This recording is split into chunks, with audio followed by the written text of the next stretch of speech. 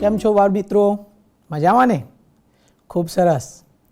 આજે આપણે ધોરણ 7 સામાજિક વિજ્ઞાન પ્રકરણ 2 દિલ્હી સલ્તનત આ એકમ વિશે આજે આપણે વાત કરવાના છીએ. બાળ દોસ્તો, તમે અગાઉના પ્રકરણની અંદર સરસ મજાના રાજપૂત વંશના શાસકો વિશે અભ્યાસ કર્યો હતો. આજે આપણે એવા જ દિલ્હી સલ્તનત અને દિલ્હી સલ્તનતના જુદા જુદા શાસકો એટલે કે સુલતાનો વિશે આજે આપણે વાત કરવાની છે. વિદ્યાર્થી મિત્રો, પ્રાચીન કાળથી જ દિલ્હી એ ભારતીય રાજનીતિનું કેન્દ્ર સ્થાન રહેલું છે. 12મી સદીમાં ચૌહાણો અને તોમરો વખતે વેપાર અને વાણિજ્યનું કેન્દ્ર એવું દિલ્હી એ 13મી સદીમાં દિલ્હી સલ્તનત તરીકે પ્રસ્થાપિત થયું.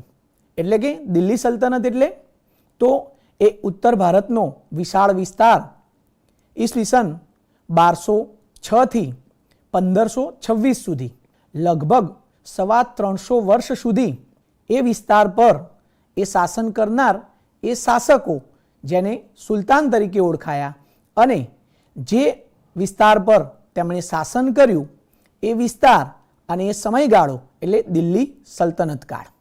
તો એવા દિલ્હી સલ્તનત કાળના શાસકો અને રાજ્યવંશો વિશે આજે આપણે અભ્યાસ કરવાનો છે. તો બધા તૈયાર છો ને? ખૂબ સરસ. તો વિદ્યાર્થી મિત્રો, આ દિલ્હી સલ્તનત કાળ એટલે કે લગભગ 325 વર્ષ સુધીના શાસનકાળમાં દિલ્હી સલ્તનતમાં જુદા જુદા 5 જેટલા વંશોએ શાસન કર્યું. જેમાં સૌપ્રથમ ગુલામ વંશ, ત્યારબાદ ખલજી વંશ, ત્યારબાદ તુગલક વંશ, ત્યારબાદ સૈયદ વંશ અને છેલ્લે લોદી વંશ. એમ આ 5 વંશોના દિલ્હી સલ્તનત કાળ વિશે આજે આપણે અભ્યાસ કરીશું. વિદ્યાર્થી મિત્રો, આપણે ગયા પ્રકરણની અંદર તરાઈના યુદ્ધ વિશે અભ્યાસ કર્યો હતો. તરાઈનું યુદ્ધ ઈસવીસન 1192માં પૃથ્વીરાજ ચૌહાણ અને શિહાબુદ્દીન ઘોરી સાથે થયું હતું અને એ યુદ્ધમાં પૃથ્વીરાજ ચૌહાણની હાર થઈ અને દિલ્હી સલ્તનતની સ્થાપના થઈ. અને એ દિલ્હી સલ્તનતમાં શાહબુદ્દીન ઘોરીના અવસાન બાદ શાહબુદ્દીન ઘોરીનો જ ગુલામ કુતબુદ્દીન ઐબક શાસક તરીકે પ્રસ્થાપિત થયો. આ કુતબુદ્દીન ઐબક એ ખૂબ જ પ્રતિભાશાળી અને મહત્વાકાંક્ષી સરદાર હતો. એણે પોતાનું શાસન જમાવ્યું અને એ ગુલાબ વંશનો એક આદર્શ શાસક તરીકે પ્રસ્થાપિત થયો. એણે એના શાસનકાળના 5 વર્ષોમાં ઘણા બધા સારા એવા કાર્યો એણે કર્યા અને પોતાના શાસનનો એણે વિસ્તાર કર્યો. પરંતુ ઈસવીસન 1210માં પોલોની રમત રમતા એ ઘોડા ઉપરથી નીચે પડ્યો અને તેનું અવસાન થયું. કુતબુદ્દીન ઐબકનું અવસાન થતાં તેનો ગુલામ સરદાર અને તેનો જમાઈ ઇલ્તુત્મિશ જે છે એ ગુલામ વંશના શાસક તરીકે નિયુક્ત થયો. આમ તો ગુલામ વંશના એક સાચા સ્થાપક તરીકેનું બિરુદ એ ઇલ્તુત્મિશને જાય છે, કારણ કે એ જ્યારે ગાદીએ આવ્યો ત્યારે તેણે ચહેલગાનની રચના કરી. એટલે કે ચહેલગાન એટલે શું? તો ચહેલગાન એટલે એણે એના સમયગાળામાં 40 જેટલા તુર્કી અમીરોનું એક દળ બનાવ્યું. કારણ કે ગુલામ વંશને અને આ ઇલ્તુત્મિશને પોતાના રાજ્ય વિસ્તાર માટે આર્થિક સહાય, નાણાકીય સહાય એ મેળવવા માટે આવા અમીરો અને અમીરો પાસેથી ધન અને યોગ્ય યોગદાન એ પ્રાપ્ત થઈ રહેતું હતું. સાથે સાથે તેણે રાજ્યની રાજધાની લાહોરથી દિલ્હી સ્થળાંતર કરી. તો ઇલ્તુત્મિશ એ આવો બાહોશ અને ગુલામ વંશના એક આદર્શ શાસક તરીકે અને મહત્વાકાંક્ષી શાસક તરીકે તેણે પોતાની ભૂમિકા ભજવી. ઉત્તરાધિકારી તરીકેની નિમણૂક કરવાનો જ્યારે પ્રશ્ન ઊભો થયો ત્યારે તેણે પોતાના પુત્રોની જગ્યાએ પોતાની પુત્રી રઝિયાને ઉત્તરાધિકારી તરીકે નિમવા માટેનું પોતાની ઈચ્છા વ્યક્ત કરી. ઇલ્તુત્મિશના અવસાન બાદ રઝિયા સુલતાના એ દિલ્હીની ગાદી પર આવી. દિલ્હીની ગાદીએ આવનાર રઝિયા સુલતાના એ પ્રથમ મહિલા શાસક હતી. એના જ સમયગાળા દરમિયાન ભારતમાં ઇતિહાસકાર મિન્હાજ એ સિરાજ સ્વીકાર્યું છે કે રઝિયા સુલતાના તેના બધા જ ભાઈઓમાં સૌથી વધુ કાબેલ અને સક્ષમ શાસક તરીકેની ભૂમિકા એણે ભજવી હતી.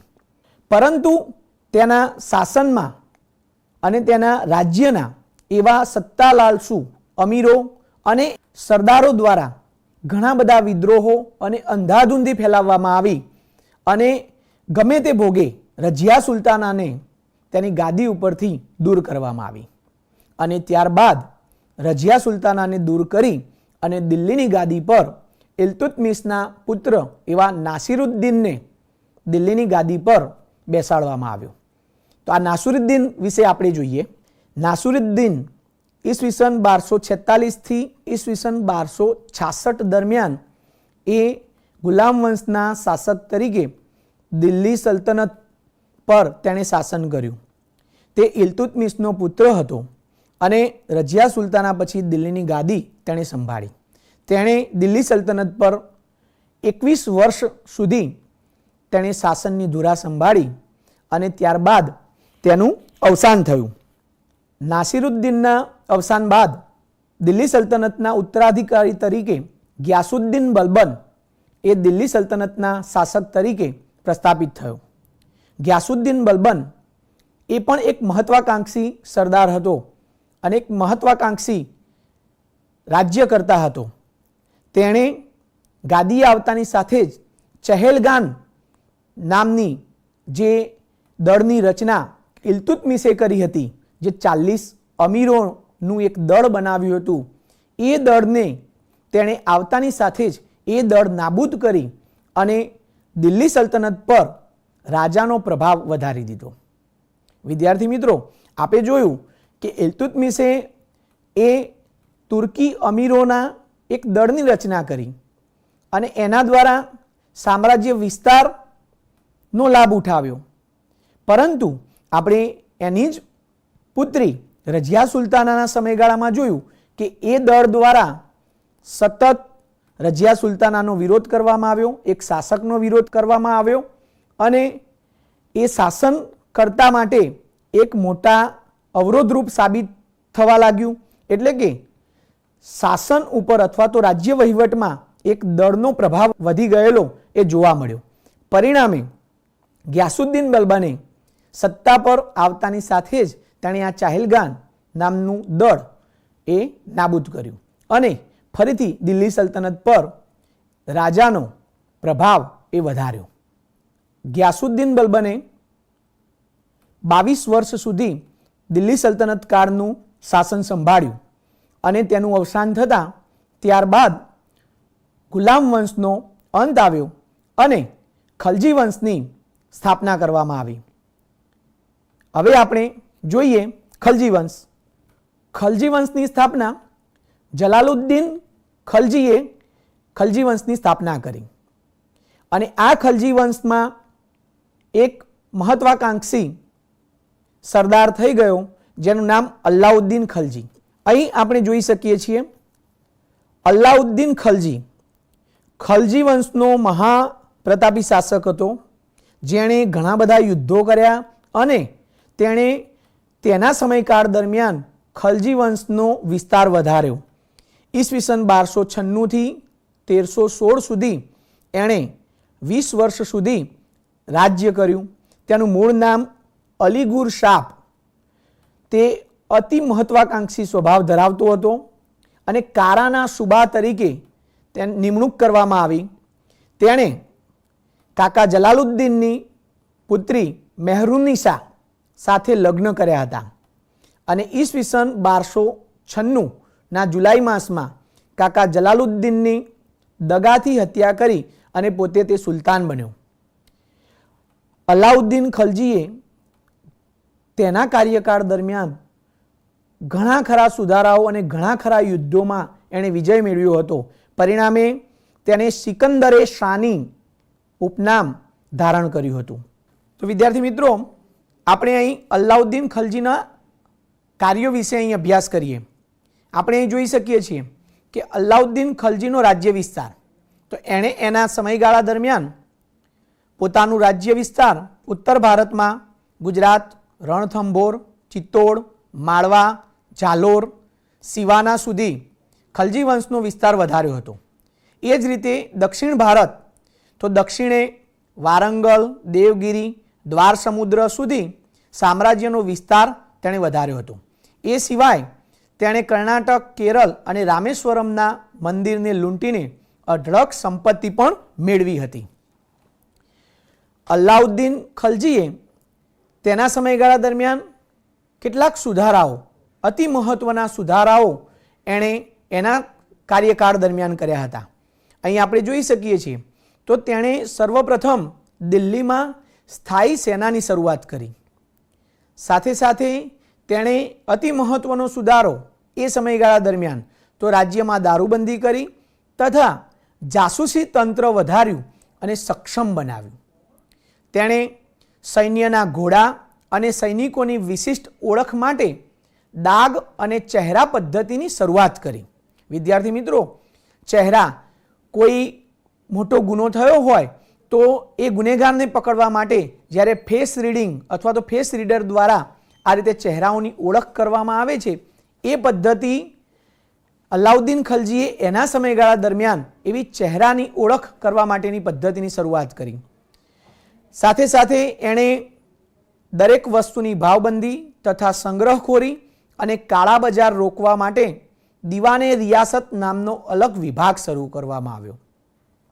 દિલ્હીમાં તેણે સ્થાયી વેપારીઓ માટે લાયસન્સ પ્રથા દાખલ કરી અને તેણે ભાવબંધી અને સંગ્રહખોરી ઉપર પ્રતિબંધ મૂકવાનું મહત્વનું કાર્ય એ અલાઉદ્દીન ખલજીએ કર્યું હતું। તો જોયું ને વિદ્યાર્થી મિત્રો, ખિલજી વંશના છેલ્લો महाप्रतापी शासक एवो अलाउद्दीन खलजी अने अलाउद्दीन खलजीना अवसान बाद खलजी वंशनो कोई एवो उत्तराधिकारी रह्यो नहीं। परिणामे ग्यासुद्दीन तुगलक नामना सरदारे दिल्ली सल्तनत पर आक्रमण करी अने त्यां तुगलक वंशनी स्थापना करी। तो विद्यार्थी मित्रों, आजना दिवस दरमियान आजना पाठमां आपणे गुलाम वंश અને ખલજી વંશના શાસકો વિશેની વાત કરી। ચાલો યાદી તૈયાર કરીએ। એમાં પાંચ એવા જુદા જુદા પ્રશ્નો મેં અહીં મૂકેલા છે, જેનો અભ્યાસ કરી અને આપે આપના વડીલ પાસે અથવા તો આપે આપના માર્ગદર્શક શિક્ષકશ્રી પાસેથી માહિતી મેળવી અને આ 5 જેટલી મહિલાઓના નામ આપે મેળવી અને એ તૈયાર કરવાના છે।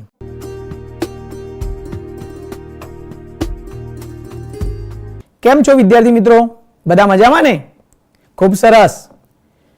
तो विद्यार्थी मित्रों, आज आपणे धोरण 7 सामाजिक विज्ञान प्रकरण 2 दिल्ली सल्तनतना शासको अने राज्य व्यवस्था विषे आपणे अभ्यास करीशुं। आपणे अगाउना पाठमां 2 राज्यवंशो विषे वात करी हती। तो जणावोजो आपणे कया कया राज्यवंशो विषे वात करी हती? हाँ, खूब सरस। आपणे गुलाम वंश अने खलजी वंश विषे आपणे अगाउना पाठनी अंदर वात करी हती। पण विद्यार्थी मित्रों, तमने खबर छे मैं एक यादी तैयार करवा माटे तमने आपेली, तो तमे बधा यादी तैयार करीने आव्या छो ने? हाँ, आपणे जोईए ए कई यादी हती आप जोई रह्या छो अने आपे यादी पण तैयार करी लीधी हशे। अहीं आपणे जवाबो एकबीजा साथे चकासणी करी लईए। तो प्रथम अहीं प्रश्न हतो कि भारतनी प्रथम महिला राष्ट्रपतिनुं नाम जणावो। तो विद्यार्थी मित्रों, तमे तमारा जवाबमां लख्युं हशे। हाँ, प्रथम राष्ट्रपति महिला प्रतिभा देवी सिंह पाटिल। त्यारबाद आपणो बीजो प्रश्न हतो सर्वोच्च अदालतना प्रथम महिला न्यायाधीश कोण? तो श्रीमती फातिमा बीबी। त्यारबाद त्रीजो प्रश्न आपणो हतो एवरेस्ट शिखर सर करनार प्रथम भारतीय महिलानुं नाम? तो विद्यार्थी मित्रों बचेंद्री पाल। त्यारबाद आपणो चौथो प्रश्न हतो भारत रत्न थी सन्मानित प्रथम भारतीय महिलानुं नाम? तो विद्यार्थी मित्रों आ प्रथम भारतीय महिला के जेओ भारत रत्न थी सन्मानित थया छे एवा आपणा भूतपूर्व वडाप्रधान श्रीमती इंदिराबेन गांधी અને ત્યારબાદ પાંચમો આપણો પ્રશ્ન હતો અંતરિક્ષમાં જનાર પ્રથમ ભારતીય મહિલા અવકાશયાત્રીનું નામ. તો વિદ્યાર્થી મિત્રો આ પ્રશ્નનો જવાબ પણ તમે બધાએ સાચો જ લખ્યો હશે, તો કલ્પના ચાવલા. તો વિદ્યાર્થી મિત્રો આજે આપણે તુગલક વંશ વિશે વાત કરવાની છે. દિલ્હી સલ્તનત કાળના હવે બાકી રહેલા 3 રાજ્યવંશો વિશે આજે આપણે વાત કરીશું. તુગલક વંશની સ્થાપના ગ્યાસુદ્દીન તુગલકે ઈસવીસન 1320માં કરી અને તુગલક વંશનો સમયગાળો ઈસવીસન 1320 થી 1414 સુધી દિલ્હી સલ્તનત પર તેમણે સત્તા જમાવી અને તેણે તેના સમયગાળા દરમિયાન ડાક ચોકી એટલે કે ટપાલ પદ્ધતિ તેણે એના સમયગાળા દરમિયાન દાખલ કરી. એ સમયે ટપાલની કેવી રીતની વ્યવસ્થા હતી? તો એ સમયે ઘોડેસવારો સંદેશાના કાગળ એક જગ્યાએથી બીજી જગ્યાએ પહોંચાડતા હતા અને એ ટપાલ એક જગ્યાએથી બીજી જગ્યાએ પહોંચાડનાર ટપાલી, જે આજના સમયમાં આપણે એને ટપાલી કહીએ છીએ, તો એ સમયગાળા દરમિયાન એને શું કહેવામાં આવતું હતું? તો હા, હલકારો કહેવામાં આવતું હતું. ગ્યાસુદ્દીન તુગલક બાદ તુગલક વંશનો પ્રતિભાવંત સુલતાન એટલે કે મોહમ્મદ બિન તુગલક, જેણે તુગલક વંશના સ્થાપના અને સામ્રાજ્ય વિસ્તારમાં બહુ મોટું યોગદાન એણે આપ્યું હતું. તો એવો મોહમ્મદ બિન તુગલક એ ઉત્તરાધિકારી તરીકે તુગલક વંશની ગાદીએ આવ્યો. તેણે દિલ્હીથી દૌલતાબાદ રાજધાનીનું સ્થળાંતર અને પ્રતિક મુદ્રા પ્રયોગ અન્વયે તાંબાના સિક્કાઓનું ચલણમાં સ્થાન વગેરે જેવી યોજનાઓ અમલમાં મૂકી. તો વિદ્યાર્થી મિત્રો તમે જોઈ શકો છો, મોહમ્મદ બિન તુગલકે જે રાજધાની એટલે કે ઇલ્તુત્મિશ દ્વારા લાહોરથી દિલ્હી રાજધાની લાવવામાં આવી હતી ગુલામ વંશમાં, આ તુગલક વંશમાં દિલ્હીથી દૌલતાબાદ રાજધાની ખસેડવાનું કામ એ મોહમ્મદ બિન તુગલકે કર્યું હતું. સાથે સાથે એણે કેટલીક એવી યોજનાઓ અમલમાં મૂકી કે જે સમય જતાં ખૂબ જ નિષ્ફળ નીવડી અને નિષ્ફળ નીવડવા માટેનું મુખ્ય કારણ તો તેનું આયોજનનો અભાવ અને એના અમલીકરણના અભાવને કારણે આ યોજનાઓ બધી નિષ્ફળ ગઈ, જે તરંગી યોજનાઓ તરીકે સ્થાન પામી. એના જ સમયમાં આફ્રિકન મુસાફર ઇબ્ન બતુતા એ ભારતની મુલાકાતે આવેલા અને તેમણે આ સુલતાનના વહીવટની આલોચના કરતા કહ્યું હતું કે મોહમ્મદ શાહના રાજ્યમાં પ્રકાશ અને અંધકાર બંને એક સાથે જોવા મળે છે. હવે આપણે તુગલક વંશના અંત વિશે, તેના પતન વિશે વાત કરીએ. તો મોહમ્મદ તુગલક બાદ તેનો પિતરાઈ ભાઈ ફિરોઝ શાહ તુગલક ગાદીએ આવ્યો અને આ સમયથી જ દિલ્હી સલ્તનતની સત્તા નબળી પડવા લાગી. એટલે કે વિદ્યાર્થી મિત્રો મોહમ્મદ બિન તુગલક બાદ કોઈ એવો શક્તિશાળી શાસક એ તુગલક વંશમાં રહ્યો નહીં અને એટલે જ એના પછી આવનાર તેનો પિતરાઈ ભાઈ ફિરોઝ શાહ તુગલક અને એના સમયથી જ આ દિલ્હી સલ્તનતની સત્તા એ નબળી પડવા લાગી. અને તુગલક વંશના શાસન દરમિયાન તૈમૂરે દિલ્હી પર આક્રમણ કર્યું અને દિલ્હીને લૂંટ્યું.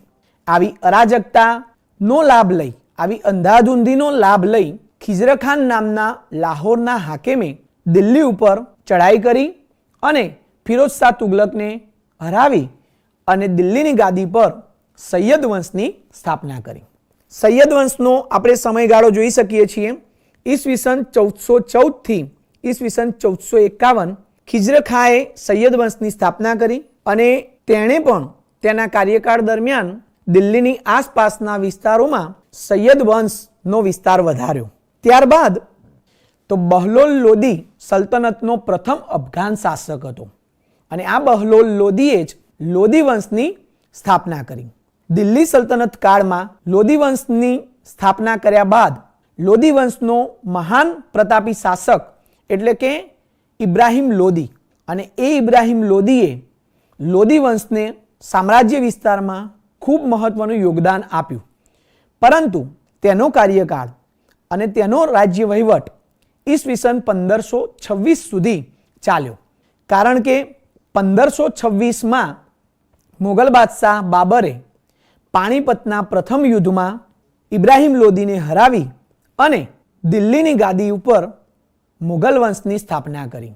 તો વિદ્યાર્થી મિત્રો આપણે દિલ્હી સલ્તનત કાળમાં જુદા જુદા 5 વંશ વિશે વાત કરી અને 5 રાજ્ય વંશોમાં હવે આપણે આ દિલ્હી સલ્તનત કાળ દરમિયાનની રાજ્ય વ્યવસ્થા વિશે આપણે વાત કરીશું. તો વિદ્યાર્થી મિત્રો, આ દિલ્હી સલ્તનત કાળ દરમિયાનની રાજ્ય વ્યવસ્થા કેવી હતી એ આપણે જોઈએ.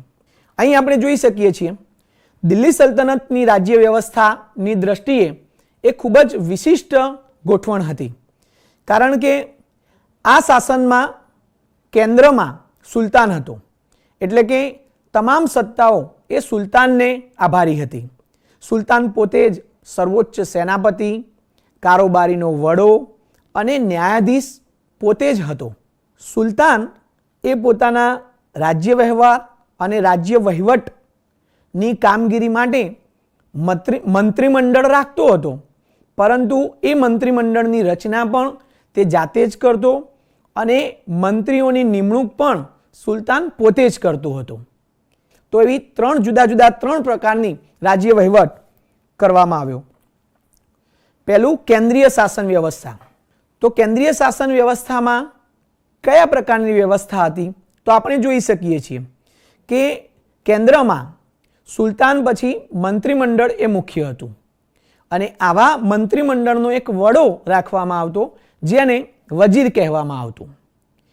આ મંત્રીમંડળમાં જુદા જુદા વિભાગ હતા અને એ જુદા જુદા વિભાગને પોતાની જુદી જુદી કામગીરી હતી, જેમ કે સેના વિભાગ, પત્ર વ્યવહાર વિભાગ, ધર્મ વિભાગ, વિદેશ વિભાગ, ગુપ્તચર વિભાગ વગેરે વિભાગોનો સમાવેશ થતો હતો. એ સમયની શાસન વ્યવસ્થા એ આજના સમયની આધુનિક મંત્રીમંડળ સાથે પણ સમાનતા એ આપણે અહીં જોઈ શકીએ છીએ. હવે આપણે જોઈએ પ્રાંતીય શાસન વ્યવસ્થા. રાજ્ય વ્યવસ્થાના 3 વિભાગોમાં પહેલું આપણે જોયું કેન્દ્રીય શાસન વ્યવસ્થા, ત્યારબાદ પ્રાંતીય શાસન વ્યવસ્થા. તો પ્રાંતીય શાસનમાં પ્રાંતને જાગીરમાં વહેંચવામાં આવતું, જેને ઇક્તા કહેવામાં આવતું, અને એ ઇક્તાના વડાને ઇક્તેદાર તરીકે ઓળખવામાં આવતું. ઇક્તેદાર અથવા તો મુક્તિ કહેવામાં આવતું હતું અને એ ઇક્તેદાર એ જ પ્રાંતની કારોબારી અને ન્યાયતંત્રનો એ વડો ગણાતો હતો.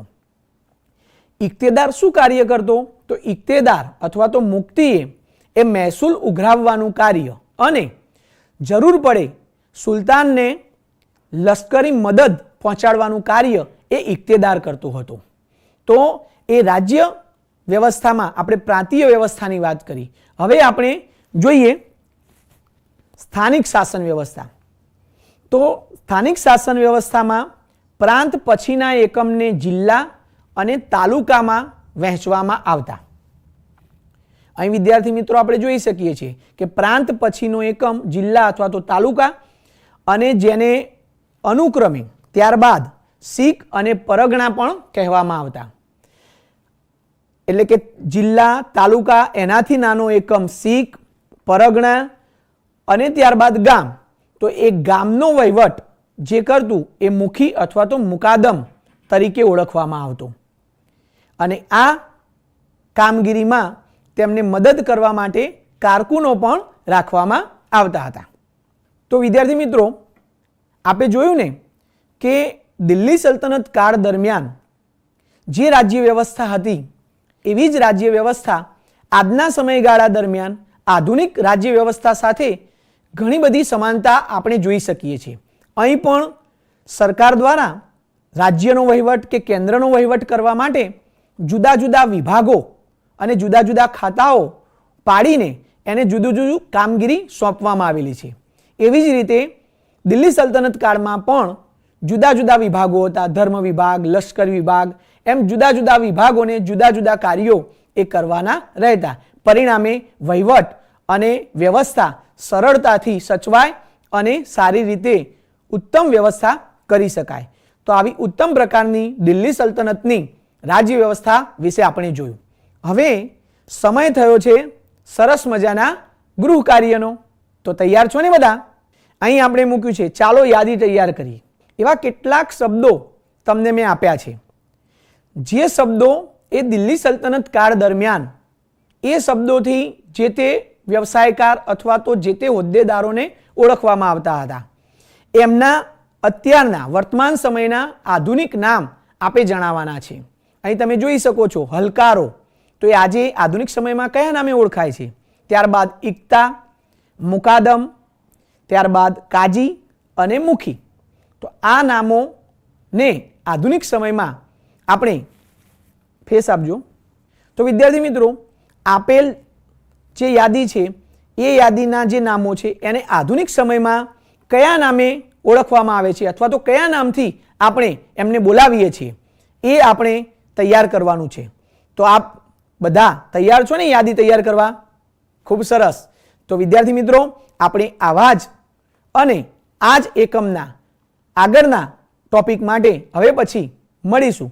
તો આવજો.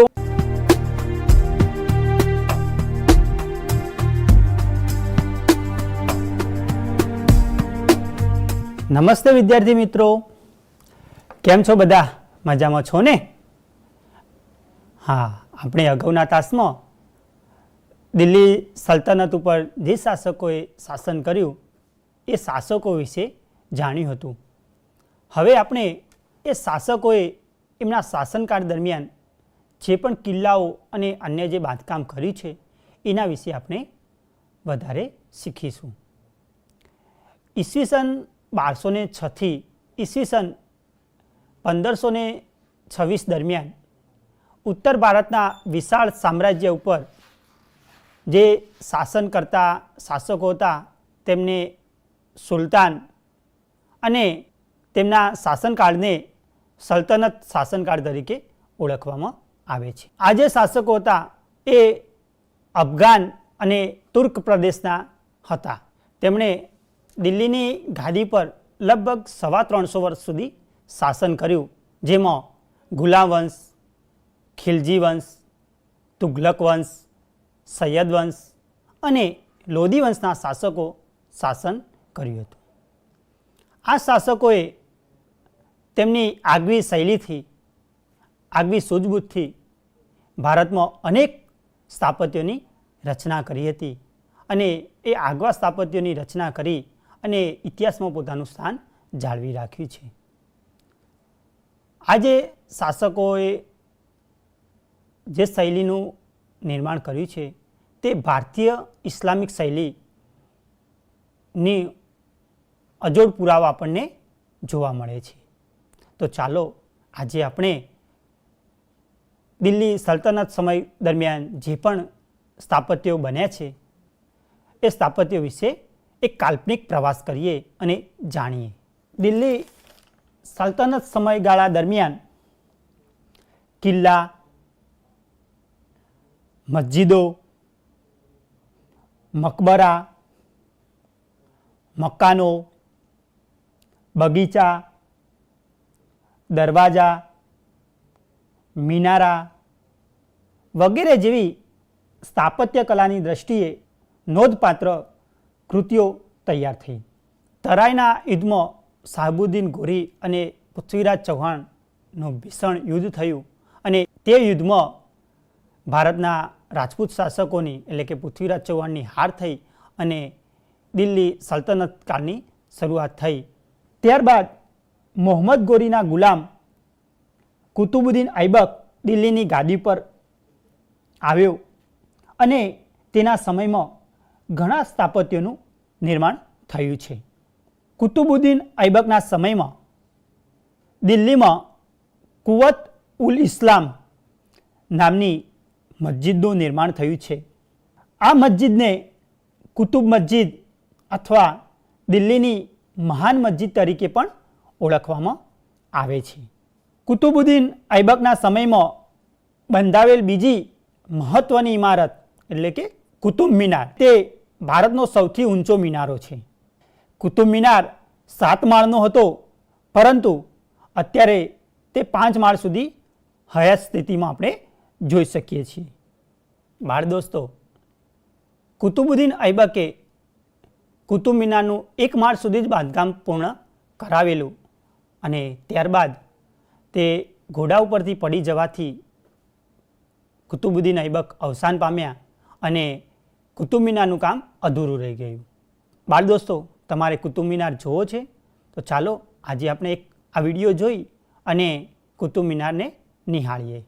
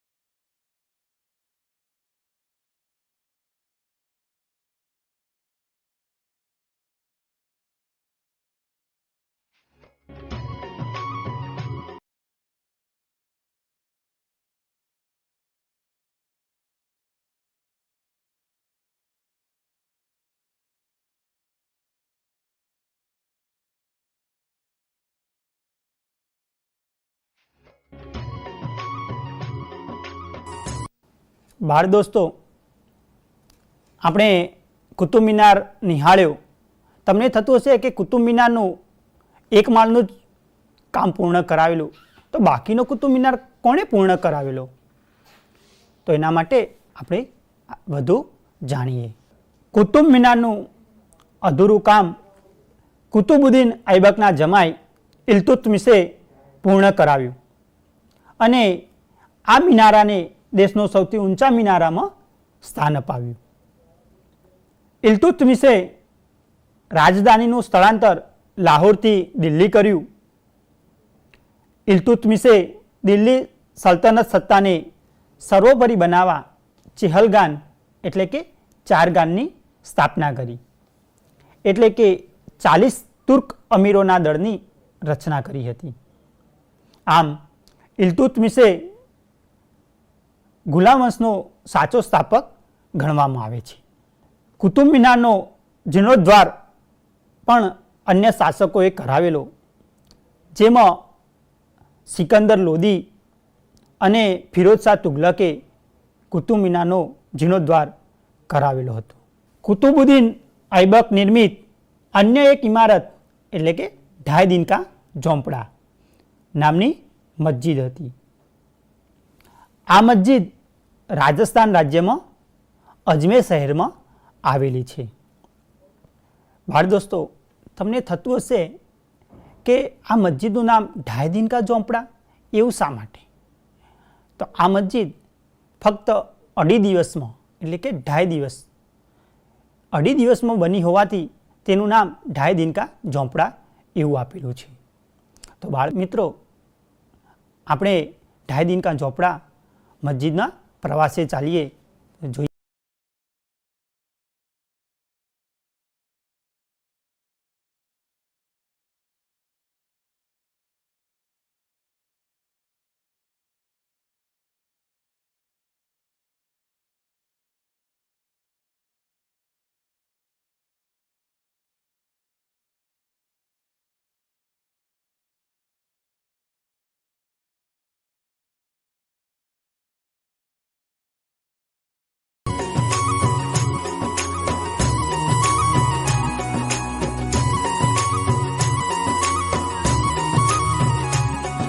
બાળ દોસ્તો, તમને થતું હશે કે આ મસ્જિદનું નામ ઢાઈ દિનકા ઝોંપડા એવું શા માટે? તો આ મસ્જિદ ફક્ત 2.5 દિવસમાં એટલે કે 2.5 દિવસમાં બની હોવાથી તેનું નામ ઢાઈ દિનકા ઝોંપડા એવું આપેલું છે. કુતુબુદ્દીન ઐબકના જમાઈ ઇલ્તુત્મિશના સમયમાં અનેક સ્થાપત્યોનું નિર્માણ થયું હતું, જેમાં હોજે સમ્મી ઈદગાહ અને જુમા મસ્જિદનો સમાવેશ થાય છે. ઈસવીસન 1290માં દિલ્હીની ગાદી પર ખિલજી વંશની સ્થાપના થઈ.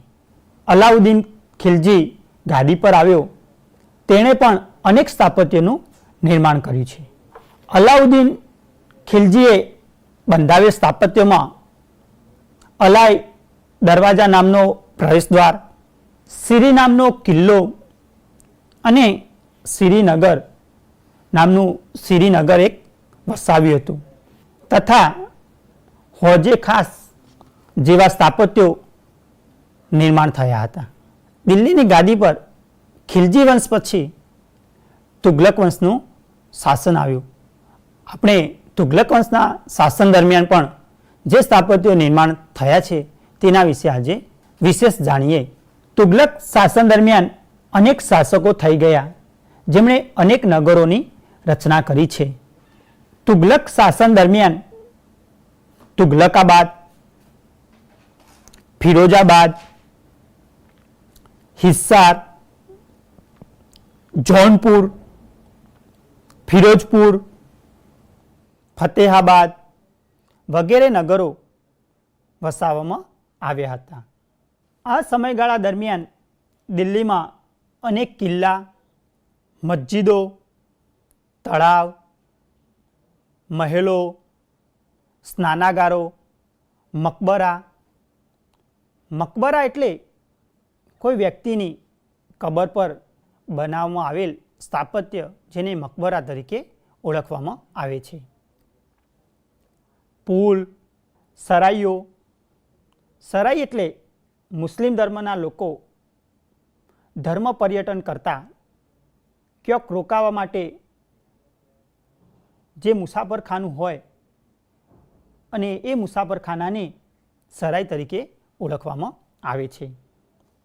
બગીચાઓ વગેરેનું નિર્માણ થયું હતું. સૈયદ અને લોધી વંશ દરમિયાન પણ દિલ્હીમાં મકબરાઓ અને મસ્જિદોનું નિર્માણ થયું છે. સૈયદ અને લોધી વંશ દરમિયાન બંદેખાનનો ગુંબજ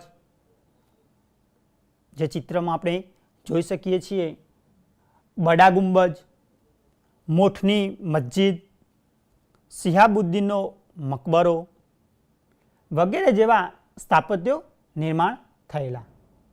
વિદ્યાર્થી મિત્રો, દિલ્હી સલ્તનત કાળ દરમિયાન જુદા જુદા શાસકોએ તેમની આગવી શૈલીથી જે સ્થાપત્યો નિર્માણ કર્યું હતું તે સ્થાપત્યો વિશે આપણે વિશેષ માહિતી મેળવી. હવે બાળમિત્રો, આ સ્થાપત્યો વિશેની તમારે એક નોંધ તૈયાર કરી અને લખવાની છે કે તમે કયા સ્થાપત્યો વિશે માહિતી મેળવી હતી. નવી વાત સાથે આપણે ફરીવાર મળીશું. આભાર.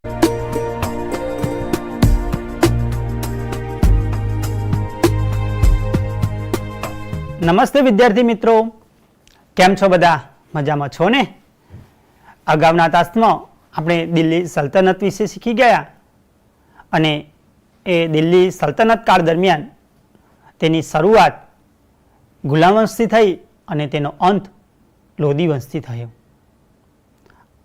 દિલ્હી સલ્તનત કાળ દરમિયાન દક્ષિણમાં પણ અમુક રાજ્યવંશો અસ્તિત્વમાં આવ્યા હતા, જેમાં વિજયનગર અને બહમની રાજ્ય પણ તે વખતે અસ્તિત્વમાં આવેલું, જેના વિશે આપણે માહિતી મેળવીએ.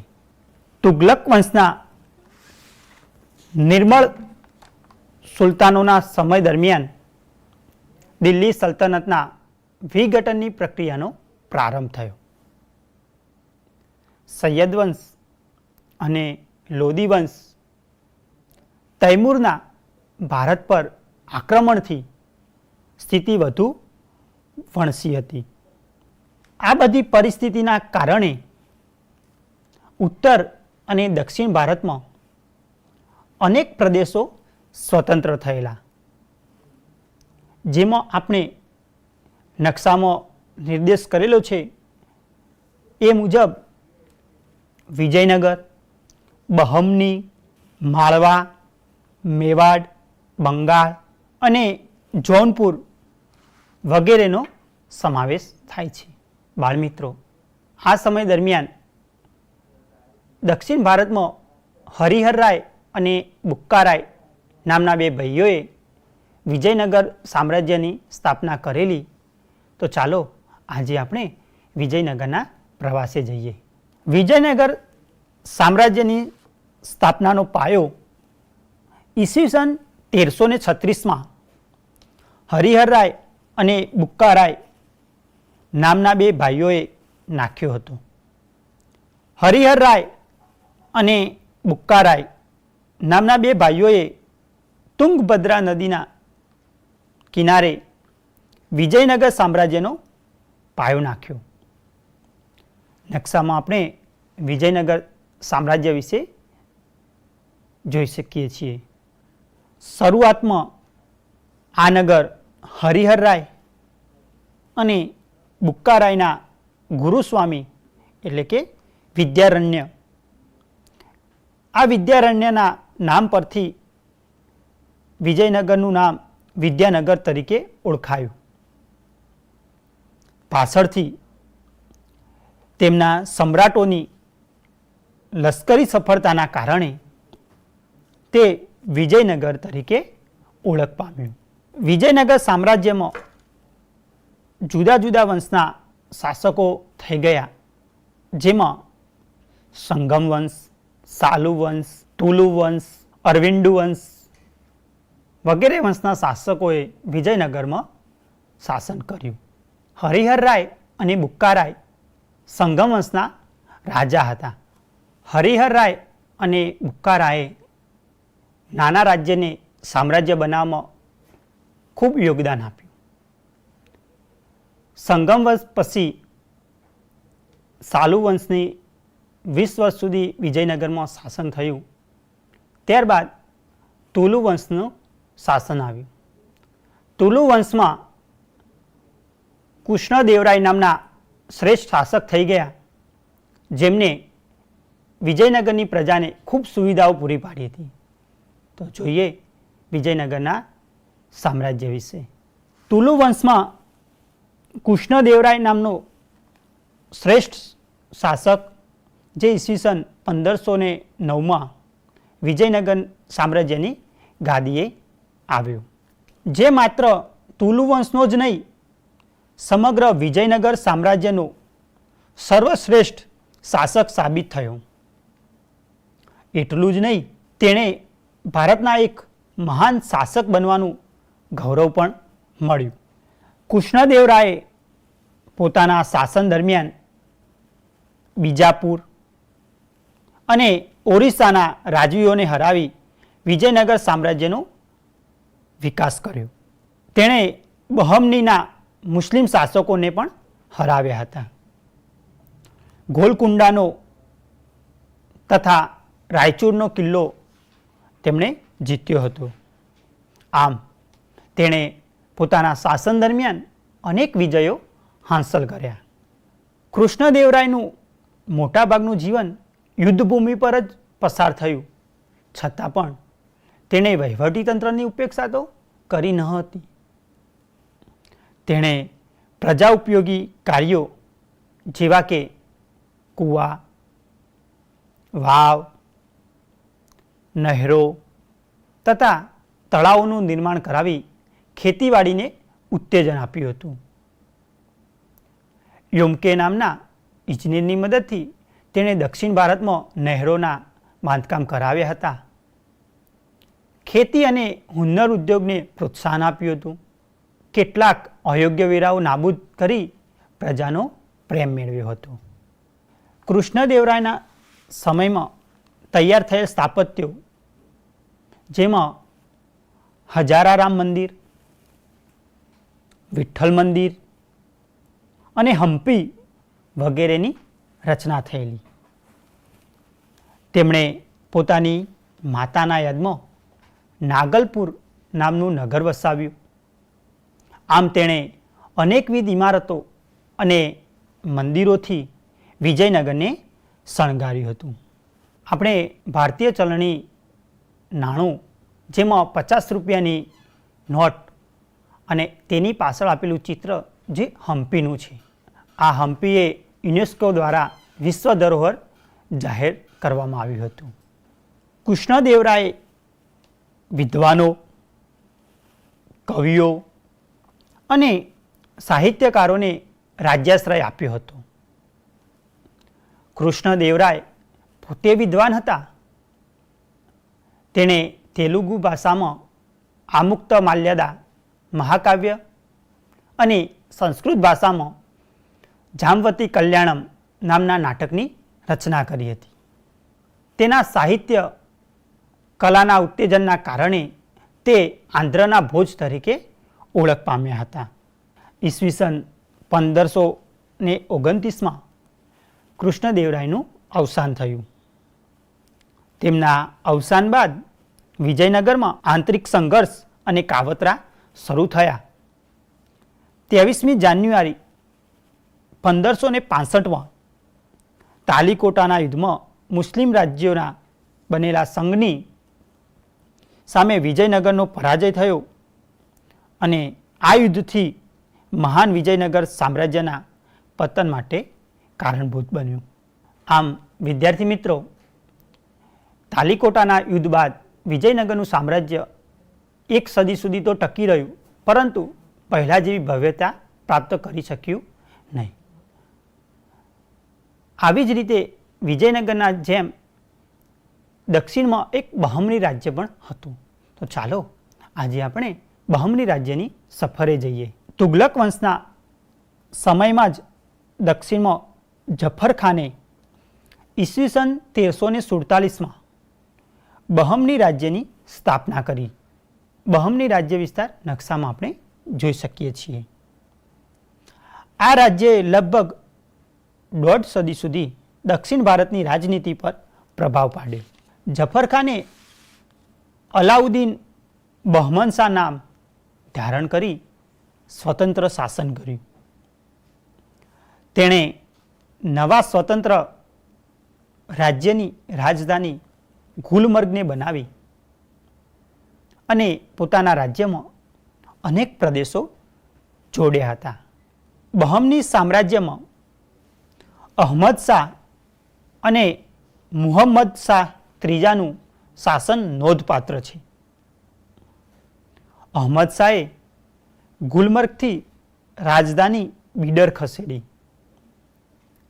અને બીડરમાં અનેક ઇમારતો બંધાવી. ચિત્રમાં આપણે બીડર રાજધાની અને અહમદ શાહનું ચિત્ર જોઈ શકીએ છીએ. મુહમ્મદ શાહ ત્રીજાનો વજીર મહમૂદ ગવા હતો. તેણે સક્ષમ વહીવટી તંત્રની રચના કરી હતી. આ સમયગાળા દરમિયાન સમગ્ર સામ્રાજ્ય 5 સ્વતંત્ર રાજ્યોમાં વિભાજન પામ્યું, જેમાં બીજાપુર, અહમદનગર, ગોલકોંડા, બીડર અને બરાર જેવા 5 સ્વતંત્ર રાજ્યોમાં વિભક્ત થઈ ગયું હતું. બાળમિત્રો, આજે આપણે બહમની રાજ્ય અને તેના શાસકો વિશે જાણ્યું. હવે આપણે ભારતમાં દિલ્હી સલ્તનત સમયગાળો અને દિલ્હી સલ્તનત સમયનો અંત કેવી રીતે થયો તેના વિશે આપણે જાણીએ. દિલ્હી સલ્તનત શાસનની સ્થાપના ઈસવીસન 1206માં કુતુબુદ્દીન ઐબક દ્વારા થઈ અને 320 વર્ષ પછી ઈસવીસન 1526માં ઇબ્રાહિમ લોદીના શાસનના અંત સાથે તેનો અસ્ત થયો. આમ ભારતમાં લગભગ 350 વર્ષ દરમિયાન દિલ્હીમાં યોગ્ય, શક્તિશાળી અને ક્યારેક નિર્બળ શાસકો પણ દિલ્હીની ગાદી પર આવ્યા અને આ મુસ્લિમ સત્તાએ અનેક તડકો સાંયડો પણ જોયો અને જેનો ઉદય, તેનો અસ્ત એ ન્યાયે તેનો દિલ્હી સલ્તનત સમયગાળાનો અંત પણ થયો. તો વિદ્યાર્થી મિત્રો, હવે આપણે આવી જ એક નવી વાત સાથે ફરીવાર મળીશું. આભાર.